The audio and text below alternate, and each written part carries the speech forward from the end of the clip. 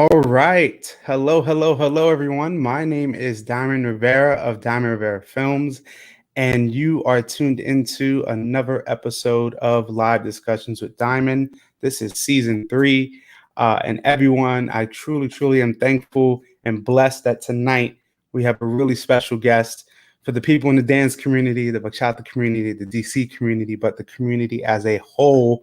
I think this person to the right of me is really a true pillar of our dance community. One of the most, in my eyes, one of the most amazing DJs in our bachata community as well. And without further ado, I would love to announce the one and only DJ Emerzive. Yo, what's up, everybody? How are you doing today? Happy. What day is it? Tuesday. Happy Yeah. Tuesday to everybody. September 15th. Man, Diamond, thank you so much for having me here, brother. It's honestly an honor to be one of your guests. And that's all I can really say for now, man. Yeah, man. Honestly, thank you so much. And really, before we really get into it, I definitely appreciate your contribution immensely in this dance community. For me, kind of going into bachata, 26 around 2016, my first real introduction to you was bachata, and I remember you were Oh, DJing alongside Soul Tricks, and I was really intrigued because this was my first introduction, or 2015, 2016. But at bachata was really my first understanding of the DJs, because for okay. so long with bachata, the bachata scene, especially in New York, you just have the socials, but you don't really get to notice or understand the DJ. So being able to say, wow, I loved his set, but then I get to actually party with the person and have a dialogue with them, I think It's is really different. It's special, different. you know? And for me, it's I really appreciate, especially the style in which you DJ, the presence that you have, because especially as a DJ, it's really important that you have a very good stage presence and that you Yeah, know 100%. your audience. Because in many events that we go to, uh, everybody wants to be a DJ. But when it comes to really controlling That's the true. crowd, when it really comes to controlling the The way crowd, you it's put it, the not. way you put it. Yeah, because from our experience as you as a DJ, me as a videographer, we're really focused on the crowd, the energy. We're trying to figure 100%. out what's their gauge, what they're really into, because as we know in this day and age, when it comes to the socials that we've had, there's the traditional crowd, the Yeah, modern crowd, the yeah. urban. So it all People like different varies. things and stuff. Yeah, but for myself, I would consider you, Soul Tricks, there's some more D and Rudy and so many others, but you guys creating that team Bachata, which we'll get into. But again, today I feel this is more about celebrating the success of yourself from the Thank you, man. past, the present, and towards the future. So, I mean, again, I thank you so much for taking the time out of your busy. Nah, man, no problem. Yeah, man. For me, it's honestly good to be here, man. It's good to talk. It's good to communicate. I feel like communication is a really key thing with any kind of relationship that you have with, any person, may it be friendship, acquaintance, somebody you just met. I feel like that communication straight up is just the best thing that you can have and enjoy with someone, and we need more of that. Absolutely, because again, I would tell a lot of people is that in our dance scene, what happens is, we're so focused on having fun. We're so focused of being in that moment that sometimes we just forget, or we really cherish those. And I think you understand when you can have all the fun downstairs, but once you go upstairs into those hotel rooms and you have those private combos with people, Yeah, that's where you man. really get to know them. And for me, it's important having this platform to have artists like you, because I've been able to get to know you a lot better, but there's a lot of people here that really would love to know you more than just you being a DJ. And Hey, I'm thank glad you, at man. least today we can be able to do that. And first, before we get started as well, I definitely want to let you know that during the interview we will be having real live comments at real time. And for Mhm. example, we have here Carlos. Yo, Uh, Mesqua, West Coast right there. yeah, That's one man, of the all of DJs actually. He's a DJ from LA, really good DJ. He's been really you. working at it. He does remixes too. So shout out to Mesqua. Absolutely, man. And especially the bachata remixes from all the DJs that have been doing it from the US and abroad. Like They're those getting are better. really absolutely with all of the English songs coming out now, things are just getting a lot better. But honestly, I really want to take it now because Mhm. everybody knows DJ Immersive and the live sets that you do. But for me, and I've been told by friends of yours and learning throughout the years that you're not your DJ journey just didn't start like recently. This has been No, going no, on no, no. for a very, very long time, especially in the DC scene. So I would definitely love for you, in a sense, to give an idea or an understanding of who was DJ Emerzive from the beginning. Okay, well, I guess we got to go way back all the way to 1994, man. Mm, Well, when I was born, February, shout out to all my February babies. My parents told me that I would just not fall asleep without listening to music. So when I was a baby, they would just have to ride me around in a car until I fell asleep to the sounds of mm, music. So that's basically the beginning of me falling in love with, my biggest passion, which is music. And so that, brought myself into growing up, enjoying all the different kinds of music. Because my dad, he wasn't a DJ, but he was that dad that like had a pack of CDs, hmm. those big packs of like Yeah. 250 you The would flip slips in. around. Yeah, we remember. Yeah, all that stuff. And he would carry it to parties, even if he didn't know anybody. He'd show up, you got a CD player, you got a, box that with a CD player or whatever, and he'd just start playing music. And I became that kid later, age 10, I would be that kid with my own little CD pack, and I'd take it to different houses and play music for a crowd. And it'd be all kinds of music, not just bachata. It would be like, reggaeton. It'd be sometimes merengue, cumbia. I was really into the Latin thing. Yes. And at that time of my life, I started doing quinceañeras, which is when dance started coming into it. So Gotcha. quinceañeras and DJing and music all kind of came in at the same time, right? Yeah. During like that age. And when I was 10, I started developing the idea of being a DJ. Like I would see the DJs at all these quinceañeras and events, and my dad would throw house parties, and we had a DJ come to my house and DJ in my basement. So I got to touch and check him out and see how they set up. And it was honestly like, that's what triggered it. It was like the first moment that I touched a DJ console, which was when I was around 10. That's what I knew that I wanted. And I didn't do anything fancy. I literally pressed play and like put a CD in and changed the filter. I did some basic level stuff. Yeah. Press play. What happens sometimes. It's okay to like start that way, but little by little, that's what kind of put me into the course of becoming a DJ. You know what I'm saying? So, there's always that one thing when you're a kid. Absolutely. It's like that just like it create. Yes, the trigger. Exactly. And that's what happened to me. And little by little, I started developing my passion for it. And so at the age of, I think, 13, 14 is when I started playing around with it on the computer. I didn't have a console or a setup. I just had what up, Noelia? Got the fire right there, Noel's Kitchen, and Carlos. And that's when I started playing on my computer. So I didn't have the setup. I just had, Windows Music Player. Change the waveform, make your playlist. Yeah. Like, that was that kid. I had LimeWire. Shh, don't tell nobody. Oh man. That messed up my computer a lot of times. Exactly. My computer. I have two computers I have in the past. It just didn't work because of that. And that's where it kind of went. And I started engaging myself into collecting music and then burning CDs. I used to hustle with that, honestly. I used to sell the CDs to people. Yes, I remember. Making a little mixtape. But it wasn't with tapes; it was with CDs. Then that time, and man, that was where it really got me into started collecting CDs more often. So I finally got my first DJ console at like age 14. Like 2 years. It was Christmas, and I saved up money, and then all the Christmas money that my family gave got me into my first gear. I still have it. It's somewhere here. It's old, bro. It looks like something that I don't know, you just would not see this in any club now. Like the old school Pioneer stuff, maybe. Old school. It's like Gemini. I think they're new. Oh, Gemini. Oh, yes, I remember Gemini. One of those two brands. And you would have to stick CDs in it. So I didn't start with laptop or, nowadays, iPads, you can use your phone to DJ.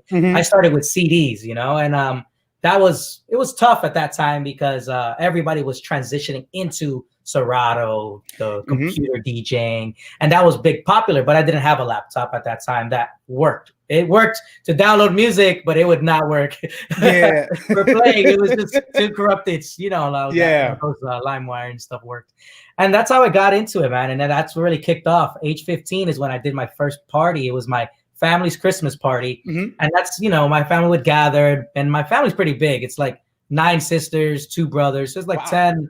It's like 10 of them, and including my mom, 11. So it's a lot of cousins. It's a lot of family that come through, and we party. We have a good time. It's usually for Christmas, like I said, and that's when I did my first party. And I didn't know how to mix. I didn't know how to transition well. I didn't know how to, use the music the way, I've learned now, but Mhm. that's what basically kicked it off, which was 11 years ago now. So age 15 now, that's how I became a DJ, honestly. Wow. And what's something you said earlier, which was really relatable to myself, but also other friends, was that when you're listening to this music in your family in the car, there's certain people that music is a trigger. That music is like, wow, I really want to know, especially when you're hearing these DJs, or like you said, you had that person at a quinceañera with the DJing, and Hmm. realizing like, man, I'm really interested in understanding how they do this. Yeah. And also at a young age like you were, being so intrigued in that, because usually you're just about having fun and Yeah, you're in yeah, that yeah. Running moment. around. But Uh-huh. like, like, no, I really want to know how you do things. And when you talked about the Windows, I remember Windows Media Player with the waveforms. I even remember that when people were doing the YouTube DJing, when they were just doing the fade in, fade Yeah, bro. outs. I YouTube DJ'd a party before. Like I just showed up and they were like, I opened 2 tabs and was Yeah. YouTube DJing. Man, it's amazing. And realizing too, because what you said was really important. I remember that time when reggaeton, the Latin trap, or the reggaeton was really pushing with the Daddy Yankees, the Evie Queens, the Oh yeah. Extremes, the just Rakimi Kenway, when that was Yeah. Down. hitting. Yeah, so we're going back to those days and realizing like when that music came out, I remember a lot of my friends then becoming DJs, because Yeah. in reality, especially in New York, I don't know how it is normally in the DMV area, but a lot of my friends, we would go to clubs, but then after a while, it was like, well, I'm going to pay for a club and I can become the DJ and bring the club to where I am. Exactly. Make the own party, make the own atmosphere, create your own vibe. That's what it's all about. That's what my name's all about. Like DJ Emerzive. It's to immerse you into what I'm doing with not Hmm. just music, but with the technology, which is, my mixer and the speakers. It has to sound good. That's why you have to be immersed when you're at a party. Yeah. And that's what a DJ is supposed to do.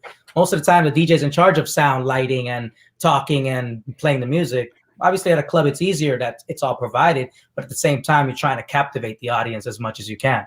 No, absolutely. And people have to understand too, in terms of just music as a whole, especially in an example of like hip hop, realizing how essential the DJ is. Because I again, agree. even though you were starting out doing family events, you were also gauging your audience and making sure everybody was having a good time. Yeah, of course. That's what And you're when supposed when you started, a question is, when you started, was the name officially? How did the name DJ Emerge? Oh Was that your wow. first name actually? No, my first name, I remember it. My mentor was my older brother, not blood brother, but I consider him my brother. He helped me get out of a lot of bad situations that I could have put myself in back in that Gotcha. time, right? This is like what 2009 that I started really getting into it, right? Yeah, Mhm. collecting music is so sacred. Honestly, like I wish I had the CDs I used to have, but most of them were burnt anyway, so it was I okay. know, and honestly, I'm sorry to cut you off, but what another thing was you just said too was that you and your dad as well. I remember like you understood that people who loved music, when you took the time to really burn music and Yeah, have a collective. I remember that plastic wrap when you used to put the CDs in the slot, yeah, and man, it was a So I mean, lot. again, you are definitely And I had invested to in make your art. doubles sometimes. I had to make Ooh, doubles. Like I would check sometimes like a CD that I would use a lot. I would check it, and if it had a couple scratches, I'd make a double to yep. have as a backup. Because there's Because we been know, moments where yeah, I'm playing the track and then it's messing up. It sounds like it's the CD está quebrado. That's what they say yeah. sometimes. Yeah, so se arruinó el CD. So that's why I just had to make doubles, bro. That was a wild time. It was like I would have to buy packs of like CDs that were like this big Oh and just burn yes, them. And I didn't The have Maxwell CDRs. I remember those yeah, days. I didn't have like the multiple burner. There was like a multiple burner that I always dreamed of having, right? That could do multiple CDs at once. Now I had one at a time. And you remember, it took like Mm, 20 minutes per yep, CD. It wasn't absolutely. like now you can have it on your Spotify instantly. I mean, that's it's lucky now.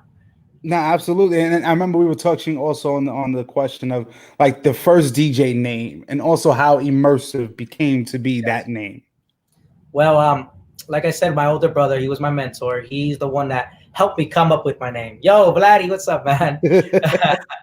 Yo, he always calls me. He always comes up to me. Yo, bro, you're the best bachata DJ in the world. So props to Vladdy. Thank you, Yeah. brother. But like going back to what I was saying, the name came from not being able to come up with a name. This is my first DJ, Mm. right? And I had a brother, his name was Jose, who went by DJ Josie, right? And so he was like, you can be DJ Easy. Your name starts with an E, and it's already coinciding with mine. I'm like, okay, cool, because we worked together. We did weddings, we did quinceañeras, we did random events. We did a lot of crazy stuff during those times, and we had a good time. I learned how to use Serato with him because I only use CDs for a certain time. And then with him, I learned the whole software, how to mix, pitch bend, and how to do a lot more. So I owe a lot to him as well. And he came in with DJ Easy, which was a name that I really liked. I was like, okay, Easy, it's something that anybody can remember, and Yeah. it works, right? And so that's what I started off with. And as I started progressing my DJ career, I started working at clubs when I was 16. I did my first club. It was like, chill club. It was not something that was huge. And it was something I was starting off with just to at least get my understanding, right? Yes. And I started meeting more DJs and finding out more about DJing, especially the social media aspect of it. And what I saw was that there was so many DJ Easies, not just in the world, but in like just the East Coast. I even have my boy DJ Easy, who works for the radio here in DC. His name was DJ Easy, and I was just meeting him too. So like I had a choice to make, I had a choice, and I spoke to one of the club managers that I used to work with, Raf, that told me, you have a choice, you can stick it out. There's nothing wrong with having the same name. I didn't have a problem with it. And me and the other Easies, I didn't have a problem with nobody else having the name, of course. But I wanted to stand out a little bit for myself. I wanted to be like, okay, maybe come up with a name that I came up with. Because not that my brother came up with a bad name, he just came up with a name that I needed at that moment. So then moving forward, as I was continuing my clubs, getting to know myself as a DJ, me and him brainstormed. And then I started looking up words on a dictionary, anything that could be like something that could get me in the right track. And so I landed on the word immersive. It's not even spelled the way I spell it. It's spelled completely different. IMMESSI, something like that. I don't even know how to spell the real word. I know how to spell my name. But that's where it came from, man. I was just going through words, trying to find it. And then finally immersive came up. And the definition of the word immersive is really hit home for me. It made sense for what I was doing. The definition basically is it's pertaining to technology that is used to affect the human senses. That's basically the word immersive. So that's what I do. I use technology to affect your senses. May it be emotional or your feelings, your smell, whatever. I don't know. If you're smelling my bachata from the room, then that means I'm doing a good job. If you smell the brugal coming from the speakers, I don't know. Oh my God. But, you know what I mean? Like that's where immersive came, bro. And that happened like maybe in like 2013 is when I came up with immersive. Wow. And then it's funny too, because even Paola here, she says, you are an immersive experience. That's what I try to provide, man. I think the DJ has to definitely immerse the crowd, immerse your crowd in the music and how you play it, not just for yourself, but for everybody there. Yo, Adriana, she said that's deep. Thank you. It's true. From the heart. It's yeah, because again, like I was saying also, is that we don't really sometimes, unless we have that moment with you, we're not always able to have those conversations in order to understand where the journey came from, where these names came from, because most of the time we're just dancing and having fun. But again, it takes these moments to really say like, wow, this is where it came from. And I love the changing of course the original word with the IMM, but then changing it and meshing it with your name is really a catchy. And what's honestly, fun fact? Real quick, sorry to interrupt you, but no worries. The reason why it's spelled differently is because I wanted to pay homage to my original name. I left the E and the Z in there as like homage to my first name. So the E and Z are there, and obviously my name is Emerson. It works. It it worked together. But like I spelled it that way on purpose, And it also, when I was creating the logo, because I do my own graphics too. When I was creating my own logo, it didn't look good with an S. I had to put a Z. So that's what happened. I get it, definitely. And it was really awesome to hear as well, is that you kind of started out. I'm sorry, my phone keeps falling. Oh no, no worries at all. No worries. All right, go ahead. I'm sorry. Go ahead. No, it's all good. My thing too is, how was that experience? Of course, before we kind of transition into understanding how you got into the dance community or the dance world, what was that experience like doing like the quinceañeras and doing these club events before you really got into this dance world? I mean, I'm gonna be real. Like the quinceañeras were a lot of fun. You know, I also Mm-hmm. participated in them sometimes and had to DJ, so that was crazy. Like having to be one Mm. of the like chambelanes. I don't know. Yeah, You and know then how it literally is. run and go back to the music. It kind of sometimes Okay. it was like that. Like my boy Willen Edits knows. He's right there. I was teaching a quince, him right there. That's my boy Willen Edits. He does Yeah. remixes too. Yes, I know No, you him. know I've him. actually used one of his remixes years ago. So Yeah, shout man. outs to Yeah. on your edits. Willen Edits. That's my brother, man. I've started with him doing this crazy stuff too. He did quinceañeras with me and weddings, and he knows that I did like one quinceañera where I taught the choreo to the kids, right? Mm-hmm. And then one of the kids dropped out, and I had to fill in because I still looked like a fucking Yeah, you still. I mean, you still high do. schooler. You I got a mean, baby face. that's true. But it was just like that. It would be like such an inclusion of both because they were so Mm-hmm. close. Because quinceañeras, I could dance and then I can also DJ. So it would be a cool way to mesh them together. And when I was doing them, I had a good time. I learned a lot. I learned a lot about controlling the crowd, especially because, you know, weddings follow an itinerary. They follow you doing this, that, right?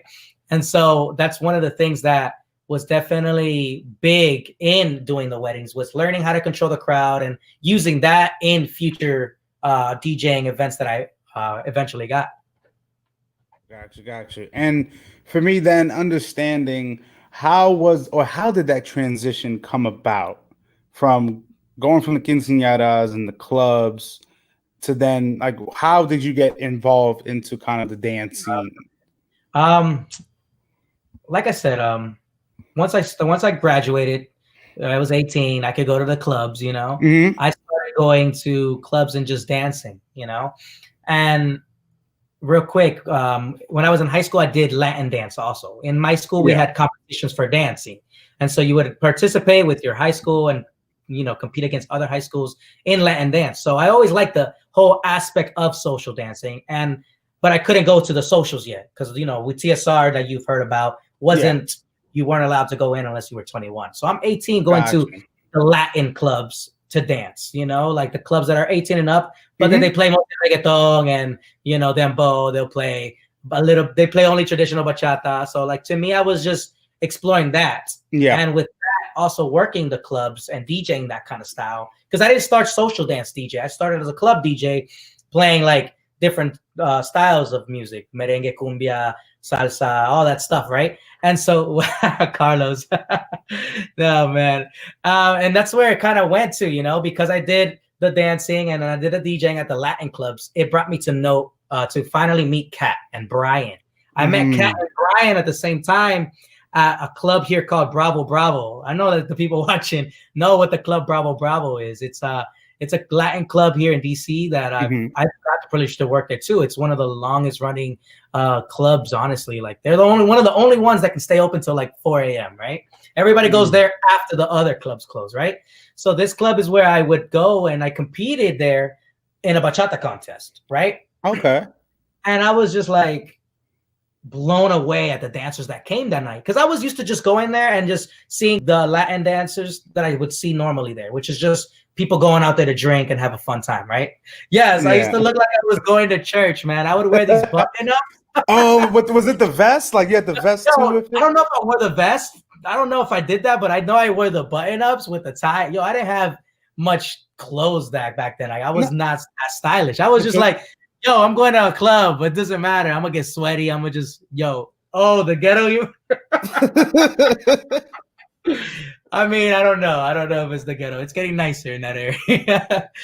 No, but that's what it was, man. It was just getting to finally see Latin dancers from the dance scene in DC dance for the first time. Like I was blown away. Like I wasn't hating at all. I was like, what is this? Where can I learn? Yes, they were oversized. Man, Kat's why is getting Kat on. going on me? Like, Kat, she got here. She entered the room. She's Yes. that person that enters the room at a party and just starts going on you. Like, Yeah. but I love Kat. She can believe me anytime. I can take it. Yeah, man. But that's where it was. I met Kat. She competed that night. So did Teresa, Irving. A couple OGs here from the DC scene, and it was crazy. We were on the stage. It was literally fit for like 10 people, and there was 25 of us. So already there was a problem with how many people were on the stage, right? And That's I don't remember who won. I don't remember who won that night, but eventually me and Brian spoke, and he Yeah. invited me to start going to his team and check it out. And so I started on Brian's team, Dance to Beat. I used to be on Dance to Beat, and I was there for a short while, and then I think I started working and getting into DJing, and then I don't know what happened, but with me, I don't know if I was DJing clubs or quinceañeras still, but I was doing some kind of mixture of Yeah. DJing, trying to find more work and stuff like that. Hmm. And for me too, then understanding because like you said, you danced with Brian, but Yeah. also I found out and I saw that you also danced with Kat.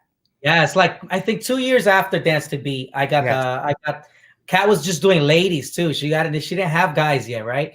But she had came to one of the day jobs that I had at the time and told me that she was thinking of starting back up with a team that was gonna have co-ed, right? And so I was like, "Yo, you let me know the first moment that you need a guy. Let me know. I'll be there, right?" Yeah. And I think I showed up. I think I showed up for the first one, but yeah, when Kat finally opened up. The night that he sent me this sentimental message, then we became Batman and Robin. I could tell you a million stories with William and edits, but let's continue with Ferocity. With Ferocity, it was like that. Kat really wanted to start a co-ed team. She was doing well with her ladies team, and it progressed. It progressed as I joined the team. It was pretty cool. My first partner was Teresa. If you know Teresa, she was my first dance partner. Man, that was great. Yes. Now I love Teresa because I know she's more of a zouk dancer. But from my recollection, just seeing her as a dancer, period, amazing. Yeah.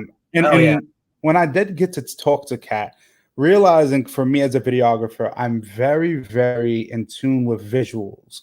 Yes. And visuals meaning especially because the name or the establishment that constantly rings bells is the salsa room.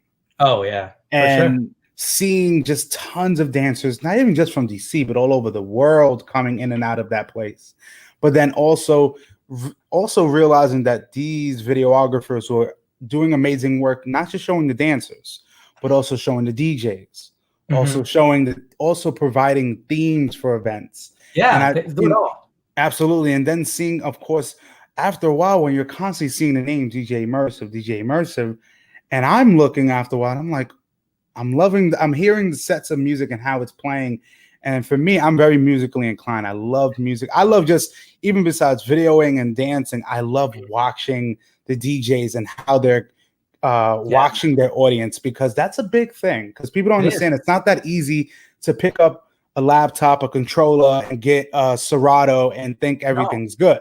it's not. It's not, man. It's like anything that you try to pick up. You have to learn so much to get started with it. I don't think that anything can really be picked up. If yes, there's natural talent. I agree that you can have a natural talent for music, for socializing with people, with creating that. But it also takes a lot of skill to learn to do more of the DJ aspect of the actual thing that you're doing. You know what I mean? Yeah, absolutely. And for me, a question I definitely have is how did that relationship start with you and Soul Tricks and Rudy? Oh Because wow. for me, the reason I asked this question is because my first sight of you, I just saw this collective of two of the guys. I mean, of course, it's probably more, but it was just you three guys just had a connection that was Oh like man. and Yeah. fed off of one another. So I definitely always wanted to know, how did that come about? Well, that started here in DC. Actually, I was DJing Capital Congress. I don't know if you know Shaka Brown. Yeah, of course you have to Yeah, know Shaka Brown. yeah, Yeah, from Capital Salsa Congress. Capital Congress here in DC. He had me DJing there, and I would close out the Sunday night party and play hip hop, right? Because I Mhm. do hip hop. I do this. Like I got turntables. Like this is one of my Yeah. favorite turntables right here. Oh man, I Clear, love baby. that. I Yeah, like love that. I'm sorry to cut you off, but I love is that you are really a pure DJ, because everybody just thinks it's the controller, the fade in, fade outs, across fades. But look what I'm like sitting on. Like you could see it all right oh here. Like man, my station's right underneath me. So I always have, if I want to just like start mixing or practice and do something, I finally created a space where I can do that. So that's why this whole space, it's new, but hmm, it means a lot to me in terms of getting, to put more work in my passion, which is DJing, of course. gotcha. So then you were able to meet then Rudy and Soultrix at the Capitol Congress. Yeah, only Rudy. Rudy was the Okay. only one that I met, and so that's where it kicked off. He saw me DJing hip hop after I just DJed bachata. He saw me go into like this whole different mode where I was like talking to everybody. Oops. And I was talking to everybody and engaging with the crowd, scratching and spinning and playing different music for everybody. And he was like, whoa, what is this? Like, he told me, he was like, I haven't seen a DJ do that at a Congress like that. And, you know, I don't know how long or if he's ever, but I remember him telling me that. And I had a time to work with him at the salsa room, I think 2 weeks later or like a month later, salsa room, right? And so I remember he got my name wrong too. It was funny. Back He was on. We're good. I'm sorry. I think they kind of tuned out a bit. Can you just kind of go back and say what you were saying before? All right, man. My computer, making sure we're good. Can you hear me? Mm-hmm. Yes, I can hear you perfect. Okay, so I was saying, Rudy saw me DJing hip hop. He liked what I said. He really liked how I was handling the crowd. And then I worked with him at the salsa room a month later. Around a month later was my first time working with him. And I remember it. He said my name wrong when I walked in. He was like, yo, DJ Imperial or something like that. And I was just laughing because I'm like, I was like, yo, he just met me at 4 a.m. at a Congress. You can't get mad at someone for getting your name wrong. I was exactly. Like, took it off. I was just like, I'm going to have a good night. I'm going to just, you know, he had an interest in me. I know that he is someone that is really influential and can teach me a lot, right? And so, like, to me, it was just like another day. When I go into DJ mode, I'm just go there. I'm enjoying myself. And me and him DJ together and had a good time. And we hit it off. And eventually we got into talking about him creating this DJ like team, right? Yeah. And he told me that he was interested in it and then stuff like that. Okay, cool. But then, you know, life takes its course and you doing your own thing. Rudy was doing his own thing. I was doing my own thing. I had just started in the dance scene. I didn't really know it that much, right? And then the following year, you know, me and Rudy talked about it again. And, you know, he told me, yo, man, like, I want you to be part of it. And I was really honored to be, you know, receive that privilege. He was like, yo, we're going to work with Soultrix. I was like, yo, Soultrix, like, that's somebody I look up to. I have never met him. I only had his stuff. Like, I'd never met him before. So to me, it was like, okay, cool. And this is when remixes were just coming in the game. Like, you know it. You remember that. Like, yeah, definitely. 2013, like, there was like no remixes played. Like, Romeo and Toby Love were the most central thing you got, you know? Yeah. And so at that time, it was big for me. I'm like, okay, I'm gonna work with these two great DJs that have been, you know, up and coming in the scene. Rudy for a while, but in Soultrix up and coming at that time. So I was, you know, really excited. And with that, he invited me to go to Chicago. The first Chicago, it wasn't even a festival because it was at a club, kind of like the salsa room. It was at this place called the Mambo Room, right? And it was huge and beautiful. I love the place. Honestly, it was a dope vibe. But it was the first time that they did an event in Chicago, and it was Ataka Lemana and Daniel Desiree that were the artists for that event. And he invited me, and Soultrix was going. So we went up there, and literally it's the first time I meet Soultrix, and we hit it off. We were like, yo, what's up, man? You know, hey, what's up? And we hit it off. We were talking about music, talking about, like, you know, our life, our DJing aspect, career, and stuff like that. And it went well, bro. That night he DJ'd, I DJ'd after him, and we clicked instantly because of the fact that we were club DJs before. You know, when you work with a DJ that's similar to you, like a club DJ, someone that understands a little bit more of the aspect of mixing, that's when, like, you click even more, man. Me and him were like DJing, like, when he would get off, like, I was coming in, I was just like seamlessly transitioning from each other, which is what worked really well with him and I, right? So that's basically where it started, man. Chicago Weekender, I think it was called, is where I met with all three of them finally for the first time, and we've created this brand of Team Bachata. And from then, bro, they just keep going higher and higher. No, it's true. And for me, I definitely understand what you're saying, because especially when you have multiple DJs doing a set and realizing that you have to feed off one another. Yeah. And you have to understand where the transition goes in, who is coming in at this point, because again, you want to make sure that the crowd's energy is always high.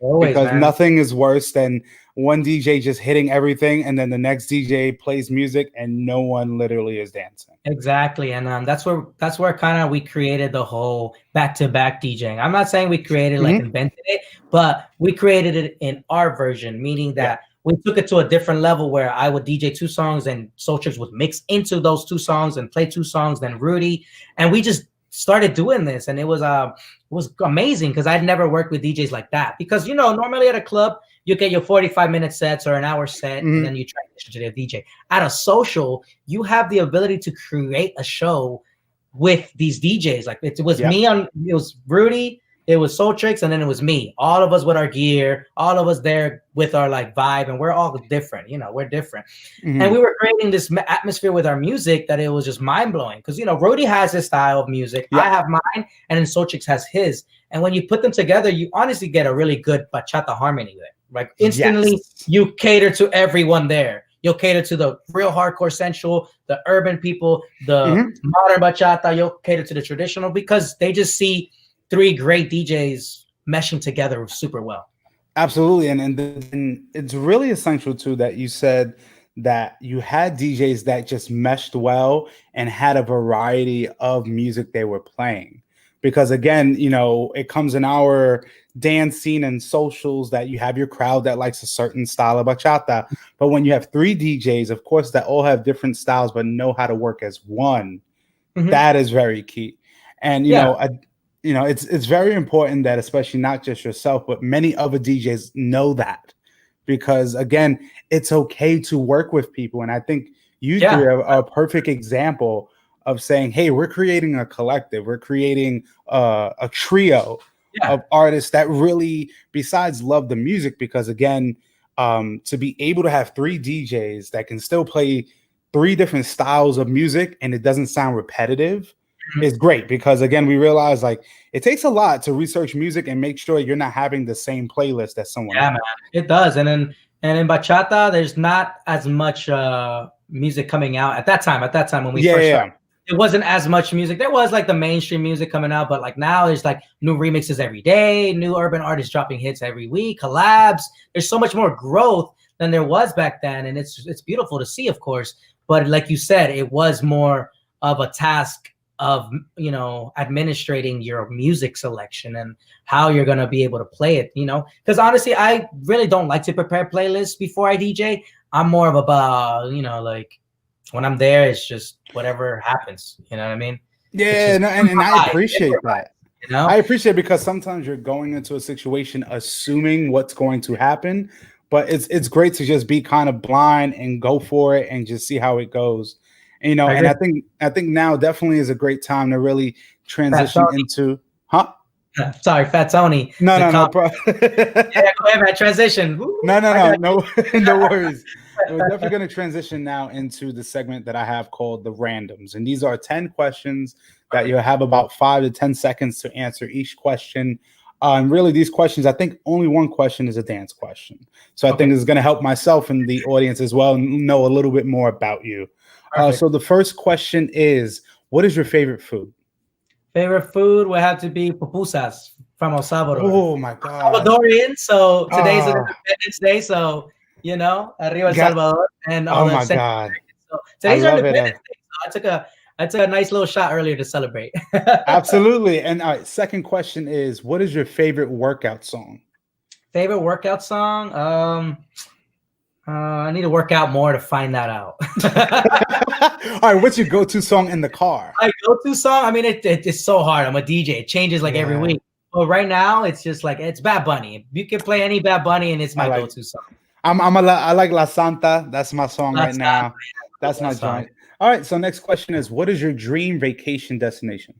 Dream vacation destination to me would be definitely something with a good view. That's Hmm. it could be a beach view, it could be a mountainside view. Just that the nature has to look good. So anything with a good nature, like it could be Norway or it could be Bahamas. You know what I mean? So Okay, I don't. That's great. Next question is, what did you want to be at 10 years old? a DJ. Okay, I mean, but I kind of figured that because. I'll be honest, it was like, oh, yo, what is this? I want to do this. Yeah. Next question is, what's your spirit animal? Wolf. Okay, I like Yeah. that. Next question. This is a dance question. Partner work or footwork? Partner work. Okay, you're the first person thus far that I've asked this that said partner work, so I like that. What would be your superpower? Um, Flying or teleporting, whichever Gotcha. one. Brian had the same. Yeah. Let me see. The next question here would be, who are three people that have been most influential to you? Okay, that's oof. Definitely got to say Cat Arias to me has been really influential. Um, oh, let me see. That's tough, man. Yeah, I know. I know. Tough. Probably it's, can I say 17? No, I'm kidding. Let's just maybe two people. Even it can be just with family. It could be with dance Yeah, related. if I gotta say it, I'm gonna just say the two biggest people, and I'm like, you know, it has to be my mom's. Yeah, Kat's my dad's mom, and then my mom. So yeah, those two people are just like the pinnacle, the top of the food chain when it comes to like anything dance, DJ related. They yeah, both have definitely given me like support from the yes. moment they met me. You know what I mean? Obviously, my mom had me, so she's forced to do it. Oh my But God. definitely those two moms, my moms are definitely ones that have done the most. Go ahead. Okay. And then next question would be, what is a special talent that no one would probably know? About me, special talent. I mean, I can draw. I mean, Okay. that's I could do graphic Absolutely. design, creative. So I can do graphic designs and draw stuff. You know, that's one thing. I'm just creative with the drawing aspect. Absolutely. And the last question would be, if you were on an island, what are three things that you would have with you? Mm, my girl Brenda. Hmm.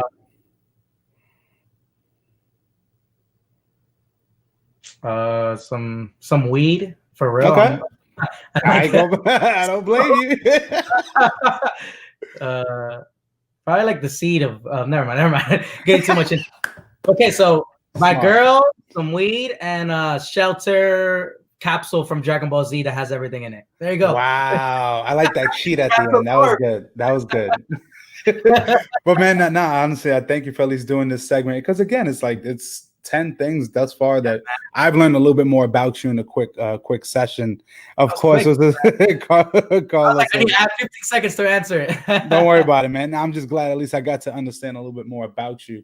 And No now problem. being able to understand now the transitional point of you're now, of course, with Team Bachata, and you're being able now to travel more besides DC, really coming outside.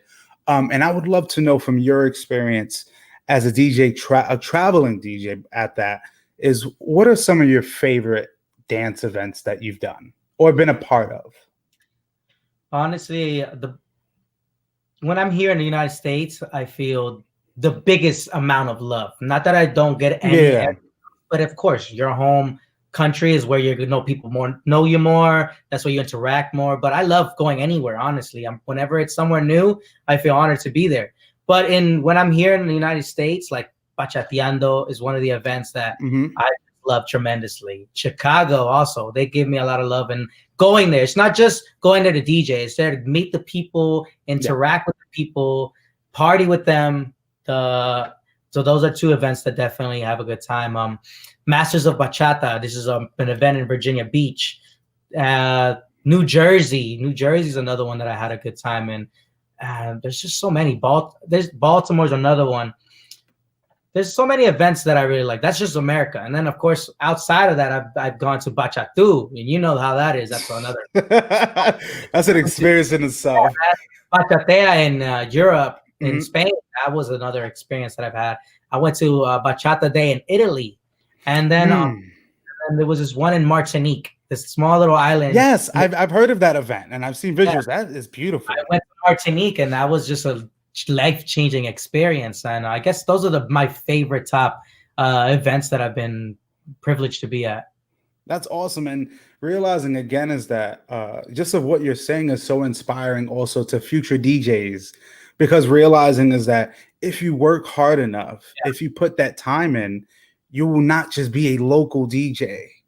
I agree. You will have many opportunities, and it's funny too because Vladi says he has been to this event called Viva la Bachata, I think, but I don't remember. He doesn't. Who knows why he doesn't remember that event? I'm saving Viva la Bachata because I'm gonna talk for another hour about it. Vladdy's like, can you mention it already? My God, and even Ace Fusion here says Ace Mark. was there. She was my neighbor in another room. See, and it's like now you're just seeing the people coming together and just reminiscing. And again, it's special because it's a blessing to see a person in the dance community now progressing and being able to travel and being able to sightsee and also tell us, like myself, about those experiences. Because, like you said, especially Martinique being really a life changing experience. I mean, 5, 10 years ago, you Martinique probably wasn't even in your sights, wasn't No, even thought I about. didn't even know it existed. Honestly, I never heard of Martinique. Um, I think that was the first time I heard of it when I talked to the girl that brought me there. I was Mhm. like, Martinique. I didn't know about it at all. So it was good to me, and be in different places you've never been, places where you don't know the language. That's Yeah, yeah, crazy. yeah. Nice. No, absolutely. And for me now, understanding, of course, you've traveled for many years thus far, but I think something really now we can understand, and definitely before COVID, was the creation that we can call now Viva la Bachata. There you And go. this was something, that you and of course the DC Collective have created, but I definitely would love you to expound on that. I mean, honestly, like Viva la Bachata has been one of my greatest achievements, along with Vladdy. Vladdy and me came up with something that I never in my life would think that I would do, because I've never told myself I want to create an event. Sorry. Yeah. I never told myself, yo, I want to create an event. I told myself I want to be a DJ. I like to dance. This is what I'm into. And then Vladdy, like, he's a genius in certain things. No, I'm kidding. He's a genius. Came up with, like, he was like, yo, like, we got to do something. We have the potential to create something amazing, right? Yeah. And we were back and forth about it for several months, talking about trying to create something, trying to do something. And then, it finally emerged. He was coming back here to the United States. He was like traveling to like LA, he was driving them. That motherfucker likes to drive. I'm gonna be honest. He wants to drive. He'll drive anywhere. He'll tell him drive. He'll drive. But yeah, that's where it came to be, man. It was this like flower that flourished between me and him, right? We were like, yo, let's create something, here in DC would be perfect, because DC is already such a strong bachata scene, Yes. you know what I mean? And I feel like it was missing that social, not that it didn't have socials that had bachata. No, there was. To me, I think it was missing a social that I could put a lot of input into, because you can't do that much. As a hired DJ, you can't do that much to a social if you're hired. You can show up, you follow the rules, and it's okay. I respect their rules. Everyone has their own way of working. My thing was that sometimes I had ideas, sometimes I had something to do, and Vladdy was basically that piece of the puzzle that was missing that helped me get to that point, because I knew how to do certain things with that, but I didn't know how to make it happen. You know what I mean? So honestly, without Vladdy, it wouldn't have happened. So go ahead. No, definitely. And especially you talking about the focus of understanding as a higher DJ for an event that is not yours, you have certain guidelines that you have to, and the people have to realize is that, especially the biggest issue I've always seen, and I've always wanted to really talk about with a DJ like yourself, is the issue of attendees always requesting. Oh, so, and of course, we're going to definitely get back into Viva la Bachata. But that, when you said that, that was one of the notions in my mind, like, hey, what that experience of being at these events that people are hiring you for, but you're having just attendees constantly like, can you do this? And can you do that? And can you do this? Like, for me, and now knowing that you have an event like Viva la Bachata, that is not just Vladdy's, but yours. Just like Vladdy says here, without Emerzive, it wouldn't happen, because it takes two. And how is that like from going? I mean, have you ever had that type of experience? And how is it now really having an event of your own? Get your masks. I love the promotion. Well, I mean, dude, I got the hoodie, so I got to order a mask now. So no, I'm gonna send you a mask. I got you, brother. I'm gonna hook you up. I'm gonna hook you up. No, that was a really big thing that I had to learn, man. It was not that it was a struggle, but in the beginning, I was really shy DJ. I didn't know how to talk. I didn't really know how to engage with the crowd. I didn't even grab a mic. Like, I could not. When I started, it was just no talking, And finally, I got more confidence and I built up to being able to talk. So that made the engagements easier. But as I was growing as a DJ, it was really difficult to handle the situations, because sometimes you'd give in, sometimes you wouldn't be able to. And that's the wouldn't be able to is the most difficult one. Obviously, you could be like, yeah, okay, cool. Yeah, I got you. And then you'll make it happen, right? But then it's like saying no. And that's one thing that is like, real tricky because everyone's different. Someone can come at you at a type of way and be like, hey, can I please get a Romeo Santos? Yeah. And you can handle it one day. If it works out, yeah, of course, I got you. You know, and oh no, I'm sorry, tonight we're not playing bachata, we're playing hip hop. You know, it depends how you go about it. Sometimes they'll be like, yeah, it's okay, and then sometimes they're assholes, or you know, sometimes they're It's true. It's true. I understand. they're like, yo, how dare you? Like, I'm not a jukebox, you know. Yeah. No, no. The approach that you take, you know, like I try not to be the asshole, and I've learned this, you know, like if someone comes at you and you can already feel like they're aggressive and like the way you're engaging with them is already aggressive, then just tell them yes, lie. Yeah, I got you later. Maybe they'll forget about it. Maybe they'll leave. Maybe they went to the bathroom. Be like, yo, I've done this. I've been late. Be like, yo, can you play this song? Yeah, I got you. Then they like, I saw them leave or something. Then they came back. Yo, my song. I was like, oh, you missed it. And I didn't play it. Sometimes it's okay to lie, you know? But doesn't mean lie every time. It's just, you just got to know how to like de-escalate because it can escalate. Trust me, I've seen beer bottles thrown at DJs. Not me. Wow. I've seen it. Like my boy got hit with a beer one time. You know, I was like, what? Like, no. it can happen. Social dances. I mean, at socials, it's definitely much safer, less people getting lit as much as a club would. So yes. I feel a little bit more relaxed. But like I said, like the whole engagement with a person just depends on the person. You know, you can get people that would understand that you can't take the request. Then there's other people that are not going to be able to understand. No, absolutely. And it's funny because what Carlos saying, now we know the truth. Carlos always gets his request done. He'll come into the room and I'll see him taking pictures. And I'm like, this is for Carlos. And I'll drop it and he'll be dancing, taking pictures. So, you know, I always got you, Carlos.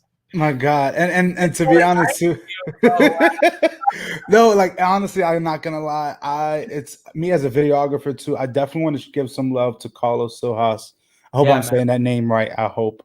But, yeah, so yeah, and you know what? I'll just make it easier. Media Rebel. I want to give love. Yeah, Media Rebel, because again, like myself as a videographer, that I've known you, and then also seeing with his work because his collaboration with Viva la Bachata. Yeah, he's our official photographer, always media guy right there. So for me, it's like I definitely appreciate his work as well, because again, when me coming from New York, I'm not always able to, even I'm definitely in the future would love to come, but being able just to see visuals from your event from someone means a lot, because again, for people who aren't close by and being able to just say like, man, these people are having a lit ass time. These people are having a ball, but then you're starting to notice specific people in these photos. And like, those are the mainstays. These are the people I have to keep looking out for. So again, I want to give some love to Carlos and what he's doing. And I've been working with him for years, you know, like I've seen him grow as a photographer, as a dancer. And big shout out to him. Like Carlos can do it all. He came and installed TVs. What do you call these things on mounts on my wall? So he could do anything. If you need something, hit up Carlos. He got your back. He's a good brother, man. Love you, man. Absolutely. Somebody says Emerzive giving the inside spit.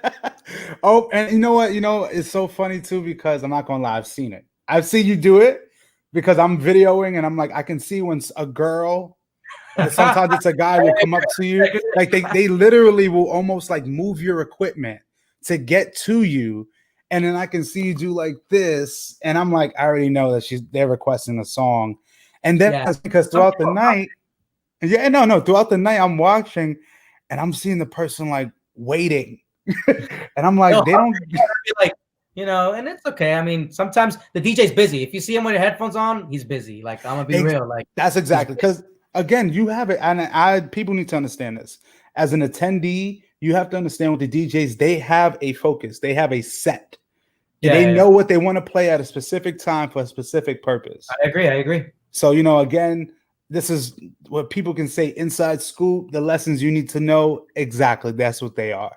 Yeah. I mean, like, to me, it's just, people just have to really understand that a DJ is working, you know, it's not something that's like can be easily changed. You can't come there and enforcing your own set of rules in a bad manner. I mean, I understand if you're doing it in a nice way. Like, I'm all about requests. Like, you could come, ask me for a request, but it's just what answer that you get is, you know, you don't know what you're going to get, unfortunately, you know? So what about Vladi saying, ask Emerson about the stickers? Oh, yo, the sticker. Okay, so I used to have this sticker on my laptop, right? and the sticker had basically this it said sorry no request on it, right? And then it was on the top corner, and anytime I DJ, people would see the sorry not request sign at the top left, right? And people would come up to me like, yo, you don't take requests, you don't do this. I'm like, no, it's just a sticker. But it did like kind of prevent certain people, like if some people would like walk by and be like, ah. And then like they'd read a sticker and just walk off. The trick to have Emerson play your song is come with a hookah in your hand. Because we already know you guys like the party. Look, I mean, if you come with a blunt, maybe I'll play your song. No, I mean, yeah, there's always tricks. There's always a way to like, go about how your engagement with the DJ, any DJ. And like I said, every DJ is different. Some DJs are real assholes. They'll be like, you see that meme? I've seen it. I've seen it. And honestly, sometimes it's warranted, but sometimes it's like, man, you kind of did the most. But again, I do respect all DJs because, again, they have a job to provide. And people have to understand the DJ is not just for one person. No, they're for the whole entire crowd and for the organizer to make sure that everybody's having a great time. It's not about one person just wants a request and bam, I'm going to give it to them. And then that means because if you gave that person a request, how many more people would constantly come up to you? So again, it's really for people to understand, like, just stay in your lane.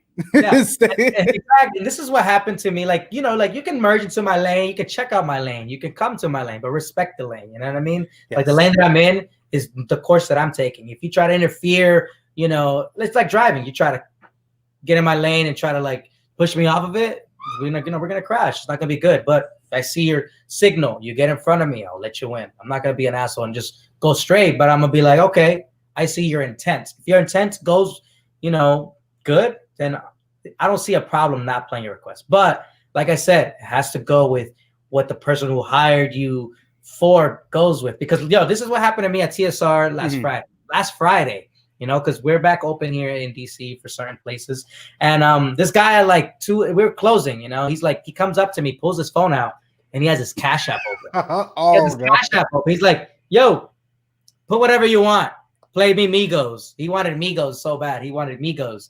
I was like, yo, we're closing. Boss said cut it. That's it, man. I'm packing my stuff already. He's like, yo, man, come on, man. Play me some Migos, man. Here. And he's like trying to like force me on his phone. And I'm like, yo, like, relax, the boss said that the music's off now. And you try to be as nice as possible. But like I said, most of the times a bad engagement can happen when they under the influence of something. Absolutely. Mostly, that's when it can happen. Obviously, it can happen when they're not, but that's when it's happened to me. And it's led to like, not an altercation, but something that's been like, not the best way of saying no. You know what I mean? No, absolutely. And again, it's just people have to just understand and to respect the DJ because they're there to do a job. Of course, you're having fun, but again, respecting the DJ. And now that kind of really helps me to transition now into the present day.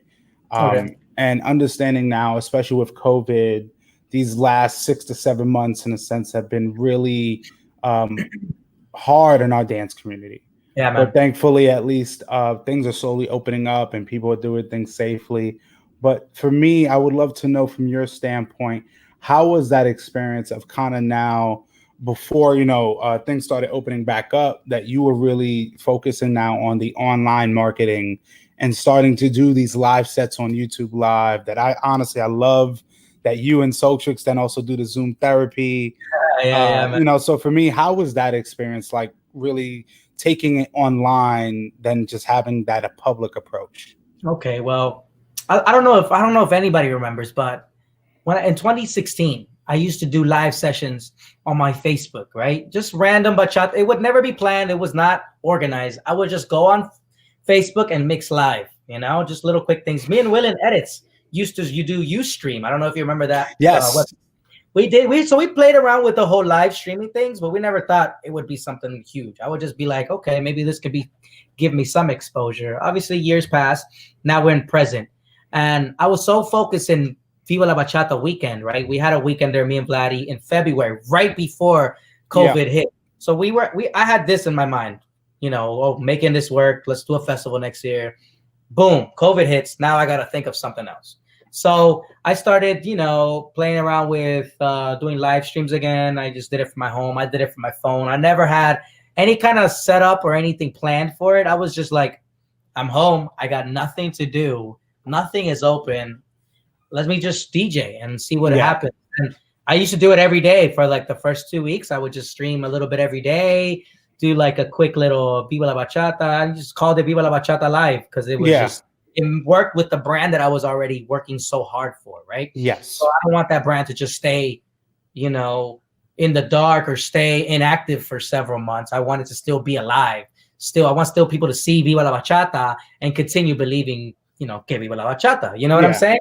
And so that was really easy for me is designing it, coming up with the names, doing the whole concept of coming up with it. And I also had help with my girl. My girl is a graphic designer as well. So she helped me lay it out. The whole layouts that I have in my show is what really pushed it to another level where I got more serious. I'm like, okay, I could take this serious, right? I could start doing more lives or doing lives more professionally, right? Yeah.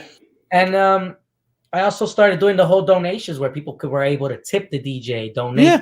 something. And that really helped. So I'm going to be honest. In the beginning, like people were really pulling through. They were coming through, giving whatever they can. And it was never mandatory. It was never something that you could tune in for free. It's just if you wanted to tip the DJ, it was there and it was available. You know what I mean? Yeah. And I would always tell people to like also tune into their the other DJs streaming. Because every DJ and their mom was just streaming in the beginning because it was like there was nothing to do. We needed to keep the ánimo up. Teníamos que estar, para Yeah. arriba. It has to be some kind of that's what something that DJs provide is that kind of like light. Yes. And in the cave or whatever. We're the light with the beacon, whatever. We're the ones that provide a little bit more of sense of hope with the music because you're listening to music, you're vibing, the DJ's talking to you, engaging. That's gonna take you away from what's happening, and I really like that. It helped me out too because I would be busy. I would keep myself busy because I see myself if I didn't start doing live streams, what was I gonna do?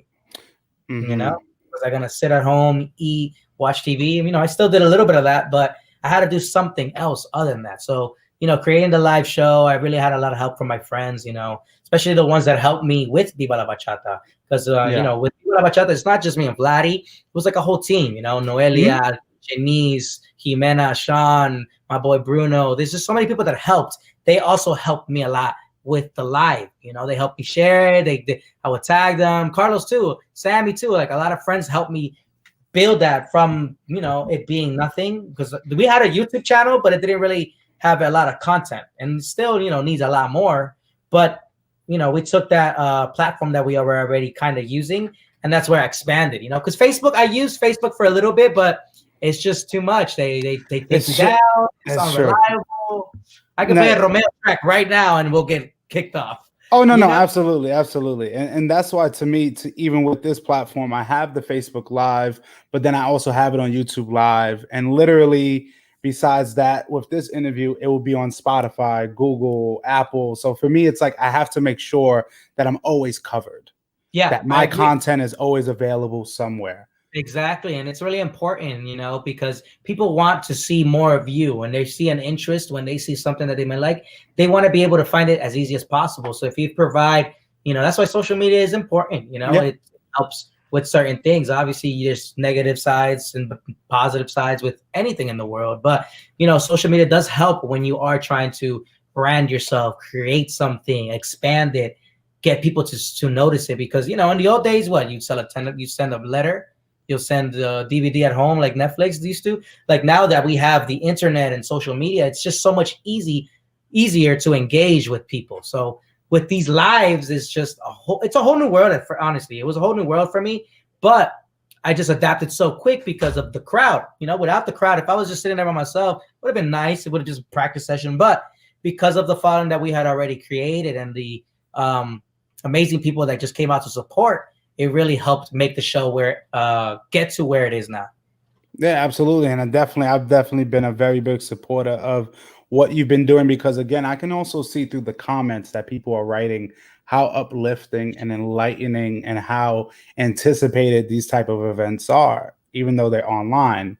And realizing that even though they can't see DJ Emerzive or DJ Soul Tricks in person, they're able to see them and see that they're still putting out amazing sets. Yeah, even during that's what it is. No, even during the times that we're in, and for me too, I really appreciate being able to have you on tonight because it is important that artists like yourself know is that people from the community like myself, whether I come from the dancing part, me like you said, I came, you saw me as a dancer, so you understood, and then I went into videos, and now me focusing on public speaking, but using my platform to celebrate artists like yourself Thank you, man. and to share that, watching your journey for so many years and understanding like, man, you've put in a lot of work, and sometimes you're not seeing it, you're not seeing that success, and it takes a person sometimes like myself and others to say like, man, you've done so much in so little time,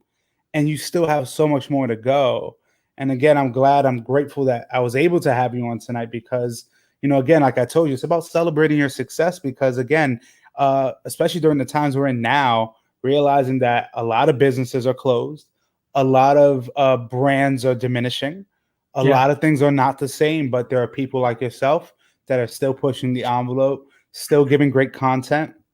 And also, it does suck that things like Facebook are now taking away those platforms for artists because I- I saw the recent post from it yeah, happens in October. So again, I definitely would love everyone be able to tune into yourself on YouTube and other platforms. And at least before we give out your contact information and everything, I would love to know if you had any last words for myself and the audience. Um, honestly, I want to start off by saying thank you, Diamond. Honestly, it's big what you're doing. You're creating this platform where, like you said, you're honoring people for the tremendous amount of success that they've done in and out of the dance scene, life, their road, where it's taken them, how they got there. That's really important, especially in times like this. Sometimes people don't get to know the person that they actually admire or look up to or see some type of inspiration in. Like you see, like you said, you go to the clubs, you go to the congresses, you meet the DJs, but it's already too loud. It's already a Yeah, different atmosphere. You can't vibe with them. yeah, And so you've created a platform where you've allowed people to get known, not just for who they are on social media or at the congresses or at whatever they may be. You get to know them at a different level. So thank you for yeah. you for having me on here and several others. A lot of my friends, a lot of people that I look up to that mean a lot to me. Thank you, man. That means a lot. Absolutely. And before you even say anything, just the fact that I've had Rudy on here and then I'm also having Soul Tricks, I'm gonna have the whole team bachata on there. There So you I'm go, man. definitely And honestly, before I get off, Team Bachata has actually changed this in this okay. past couple years. We've added Soltrix separated from us, but he's doing his own thing. Soltrix still doing his Yeah. thing. Still a lot of love for him, The love never ends. So that's cool. But we've added other DJs to it. We've added Manuel Awesome. Chico, we got DJ Chapa, DJ York. Oh, nice. We've added DJ Dimension. So we've added a couple DJs and we were gonna do a lot. We were gonna do a lot this year and the next year, traveling together. We were gonna do different sets. Like I brought York and Manuel Chitro to my Viva la Bachata event in February. They came Yes. here with Sotrix too, and it was all four of us. It was an amazing music place and so that's where Team Bachata really went. That's what I No, wanted to I say. definitely appreciate it because again, like just with everything happening, realizing that again, over time, groups evolve, Yeah, collective change. But again, the artists and the DJs that you're mentioning, I've heard all of their mixes, all of their songs, original or remixed. yeah. And honestly, Team Bachata is even growing much larger. Uh, And it's just having again, it's a beautiful thing seeing DJs come together more than ever. And yeah, and for, sorry, go ahead. no, what were you saying? I'm sorry. Just like like right now it's not we haven't been able to do anything, like Yeah, yeah. the brand could use a lot more so that people can know that it's happening, but right now there's just not much, there's not enough things to do. You can't travel, you can't Yeah, go anywhere, you can't meet up. So we've done team bachata sets, but still the people still need to learn and find out. So that's definitely absolutely. something that it's going to come down along the road. It's going to grow and it's just going to hopefully turn into a much bigger thing than it already is. Absolutely. And I know definitely when we do get back to really having events again, we're living under a new normal. So we're everybody from organizers, promoters are finding ways to still have that engagement with the attendees and having that just energy.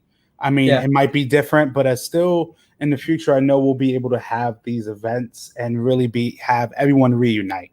Yeah, And I agree. for me again, I'm glad that I could have you on because it's important, like I said before, that we are celebrating the success of people that have put those 10,000 plus hours in, Yeah. because I we realize, especially with DJs come and go, yeah. dancers come and go, but This is it's coming people forward. like, yeah, people like yourself that are still main staples, not just in DC, but in the bachata community as a whole. Just like people like Paola, all the way out there, and Mass and everything, and realizing that your musical sets really touch people, Yeah, and man. realizing, I've just, I've yeah, definitely you're an inspiration, man. I'm just being totally transparent with you, I that I appreciate that. just, yeah, man, absolutely. And the fact is, like I said, we've also had our private combos and been able to vibe with each other from our trips to Rhode Island and Yeah, such. Yeah, and realizing that, again, it's about just have a brotherhood, having an understanding. Me as a video guy, you as a DJ, we have a job to do. So I definitely appreciate it. And of course, Paula here says, you know, music touches the soul. And absolutely, from Paola, from the people in Mass, from the people in Rhode Island, people in Jersey, people in Hola, Philly. Matt. Yeah, man. That's Like, on YouTube. I'm telling you, everything works in itself. So again, I appreciate having you on. And like I tell a lot of my guests, or every one of my guests, this is our first interview, but I definitely don't want it to be our last, because I would love to have you on later this year to really understand, what you've been doing or what you've been up to later this year, to see what new events you've been able to have. So You there's more know, stuff to come. Absolutely, absolutely. And at least before we go, can you definitely give myself and the audience some contact information on how they can reach you, but also any new events that you'll be having?